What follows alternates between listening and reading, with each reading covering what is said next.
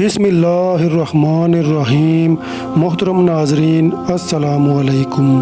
ناظرین، جس طرح چین کے بادشاہ کو خاقان، روس کے بادشاہ کو زار، روم کے بادشاہ کو قیصر اور ایران کے بادشاہوں کو کسریٰ کہا جاتا ہے، اسی طرح قدیم مصر کے بادشاہوں کو فرعون کہا جاتا تھا۔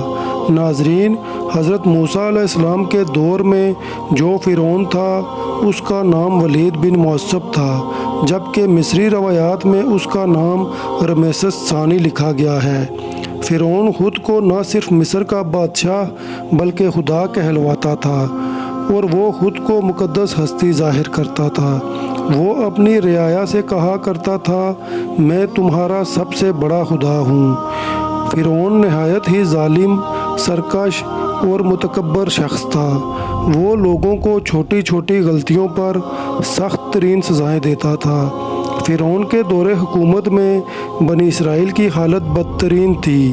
ان سے مصر کے تمام عہدے چھین لیے گئے تھے اور ان پر بے انتہا ظلم ڈھایا جاتا تھا۔ بنی اسرائیل کی تعداد کئی لاکھ ہونے کے باوجود مصر میں ان کی حیثیت صرف غلام کی تھی۔ فرعون نے یہ حکم جاری کیا تھا کہ لوگ اس کے آگے سجدہ کریں، اور بنی اسرائیل میں سے جو کوئی بھی اسے سجدہ کرنے سے انکار کرتا وہ اسے کھولتے ہوئے تیل میں ڈلوا دیا کرتا۔ اللہ تعالیٰ نے حضرت موسیٰ علیہ السلام کو بنی اسرائیل پر مبعوث کیا۔ حضرت موسیٰ علیہ السلام نے فرعون کو دعوت توحید دی اور اسے سرکشی اور تکبر سے توبہ کرنے کو کہا۔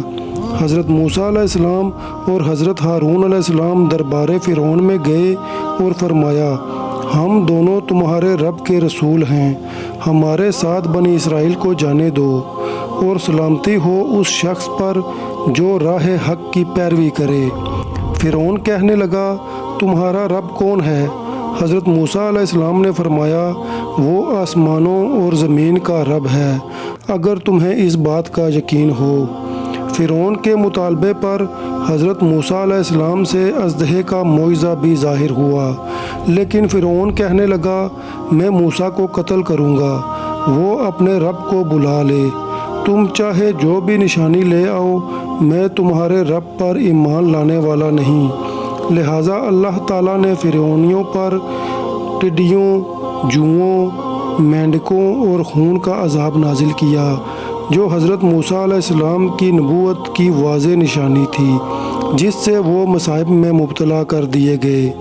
کھلی نشانیوں کے ظاہر ہونے کے باوجود فرعون اپنی انا اور سرکشی پر قائم رہا اور یہ منصوبہ بنایا کہ وہ حضرت موسیٰ علیہ السلام اور بنی اسرائیل پر لشکر کشی کر کے انہیں قتل کر دے گا۔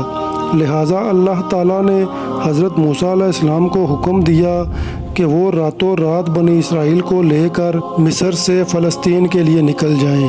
لہٰذا حضرت موسیٰ علیہ السلام بنی اسرائیل کو لے کر مصر سے نکل پڑے، مگر فرعون نے اپنے پورے لشکر کو جمع کیا اور حضرت موسیٰ علیہ السلام کے تعاقب میں نکل پڑا۔ شام کے وقت تک وہ بحر احمر کے کنارے پہنچ گئے۔ اللہ تعالیٰ نے قرآن مجید میں اس تاریخی واقعے کو کچھ یوں بیان کیا ہے، پس انہوں نے صبح کا اجالا ہوتے ہی ان کا پیچھا کیا۔ جب دونوں جماعتیں ایک دوسرے کو نظر آنے لگی تو موسیٰ کے ساتھیوں نے کہا، اب ہم یقیناً پکڑ لیے گئے ہیں۔ موسیٰ نے کہا، ایسا ہرگز نہیں ہوگا، بے شک میرا رب میرے ساتھ ہے، وہ ضرور میری مدد کرے گا۔ تو ہم نے موسیٰ کو وحی کے ذریعے کہا کہ آپ اپنا عصا سمندر کے پانی پر ماریے۔ انہوں نے ایسا ہی کیا اور سمندر دو حصوں میں پھٹ گیا اور ہر ایک حصہ بڑے پہاڑ کی مانند ہو گیا۔ ہم دوسروں کو بھی اس کے قریب لے آئے اور موسیٰ اور ان کے تمام ساتھیوں کو ہم نے بچا لیا، پھر دوسروں کو ڈبو دیا۔ یقیناً اس واقعے میں ایک نشانی ہے۔ ناظرین، فرعون اور اس کا لشکر پانی میں غرق ہو گئے اور عذاب الہی کا شکار ہوئے، جبکہ اللہ تعالیٰ نے حضرت موسیٰ علیہ السلام اور ان پر ایمان لانے والوں کو نجات عطا فرمائی۔ دنیا میں آل فرعون کو سمندر میں غرق کر کے سزا دی گئی اور آخرت میں ان کے لیے سخت ترین عذاب ہوگا، جیسا کہ اللہ تعالیٰ نے قرآن مجید میں فرمایا، اور فرعونیوں کو بڑے عذاب نے گھیر لیا، وہ لوگ صبح و شام جہنم کی آگ کے سامنے پیش کیے جاتے ہیں، اور جس دن قیامت آئے گی اللہ فرمائے گا فرعونیوں کو سب سے سخت عذاب میں داخل کرو۔